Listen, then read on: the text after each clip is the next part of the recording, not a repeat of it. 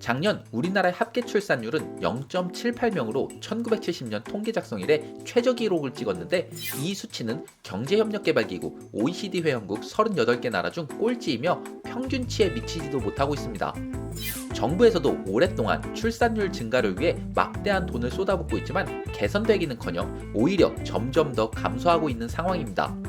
이러한 상황은 해외에서도 관심을 가지며 뉴스를 내고 있는데요. 프랑스 국립인구연구소는 현재 약 5,200만 명이 우리나라의 인구가 2050년엔 약 4,600만 명으로 600만 명 정도 줄어들 것으로 예측하고 있습니다. 우리는 인구가 급격히 줄어드는 것에 대한 부작용에 엄청난 걱정을 하고 있는데 저는 다르게 생각합니다. 현재 우리 인구는 영토 규모에 비해 인구가 너무 많기에 오히려 이로 인한 부작용으로 인해 자연적으로 인구가 줄어드는 추세로 가는 것이라고 생각합니다. 1950년 6월 북한의 남침으로 발발한 6.25로 인해 국토가 황폐해지며 우리나라는 세계 최빈국 중 하나로 전락했습니다. 전후 제대로 된 먹을 것조차 없던 우리나라에선 엄청나게 애를 많이 낳으며 흔히 베이비붐이라 불리는 세대가 등장했죠. 1960년대 우리나라의 출산율은 무려 6.0명이었는데요.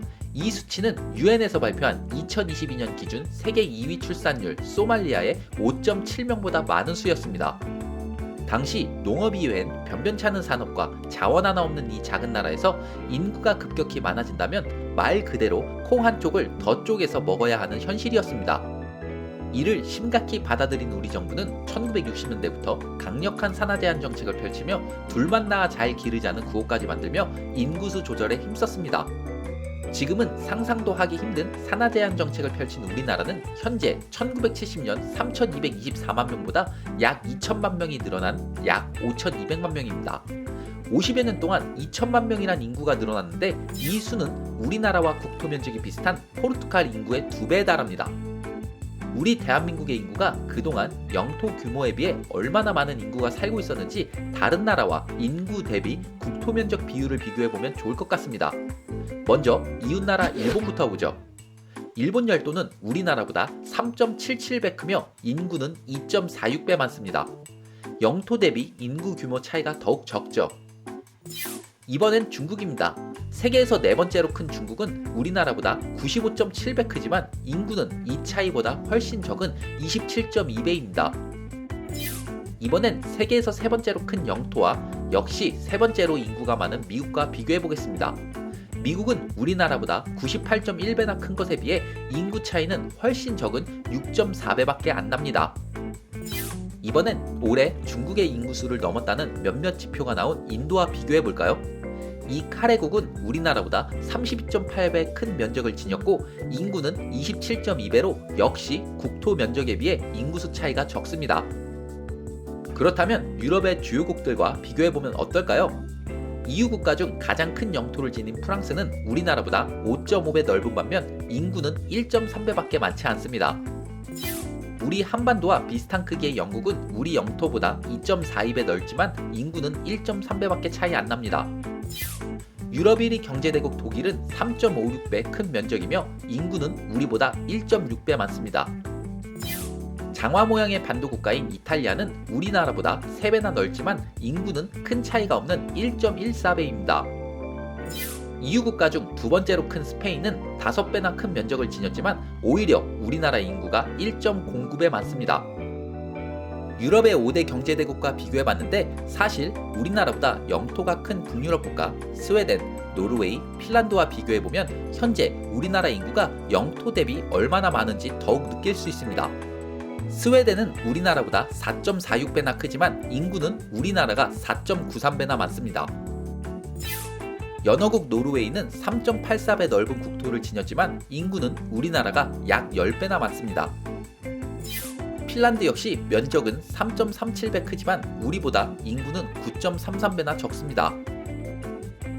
지금까지 내용을 보고 우리나라보다 영토가 큰 나라들과 비교해서 그럴 수도 있다고 생각하실 텐데 그럼 우리나라보다 면적이 작은 유럽 국가들과 비교해 보겠습니다. 국토 면적의 3분의 1이 해수면보다 낮은 네덜란드.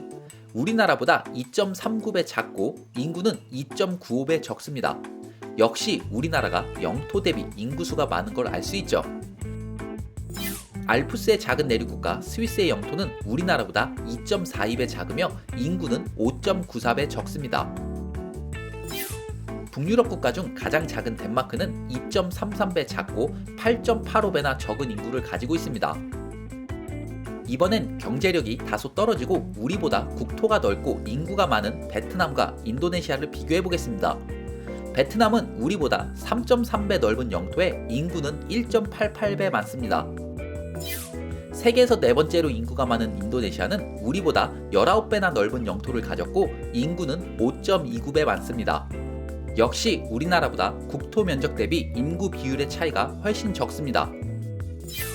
위의 여러 사실만 봐도 우리나라는 세계적으로 영토에 비해 인구가 많은 나라입니다. 한마디로 대한민국은 인구 밀도가 매우 높은 나라이죠. 유엔의 최근 자료를 보면 우리나라의 인구 밀도는 세계 25위로 매우 높은데 이것 또한 1위 마카오, 2위 모나코, 3위 싱가포르처럼 도시국가들과 아주 작은 나라들이 대다수 포함되어 있습니다. 이 순위에서 우리보다 상위에 있는 나라 중 유일하게 영토가 크며 인구가 많은 국가는 방글라데시 단 한 곳밖에 없을 정도입니다. 그리고 또 하나 짚고 넘어갈 것이 있는데요. 유엔이 발표한 2022년 국가별 출산율을 보면 전 세계 국가별 출산율 평균은 2.4명이고 인구가 줄어드는 출산율 기준은 2.1명입니다. 그런데 경제협력개발기구 OECD의 38개국 중 2.1명을 넘는 출산율을 가진 국가는 오직 이스라엘 딱 한 개 국가입니다. 반대로 출산율이 높은 상위 20개 국가를 보면 예외 없이 아프리카에 속한 경제력이 매우 떨어지는 국가임을 알 수 있습니다. 이 말인즉슨 우리나라와 같이 경제력이 뒷받침되는 국가들은 상대적 차이는 있지만 거의 모두 출산율 저하를 겪고 있습니다.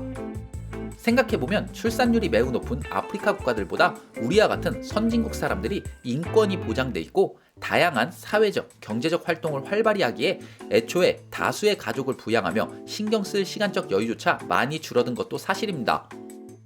저는 현재 우리나라가 겪고 있는 급격한 출생률 저하는 정부나 사회에서 말하는 충분히 타당성 있는 여러 이유보다 우리는 영토 대비 인구 자체가 너무 많다. 그리고 가족, 사회, 국가보단 개인의 삶이 중요해진 환경에서 자연스럽게 겪는 현상이라고 생각합니다. 여러분은 어떻게 생각하시는지 댓글로 남겨주세요.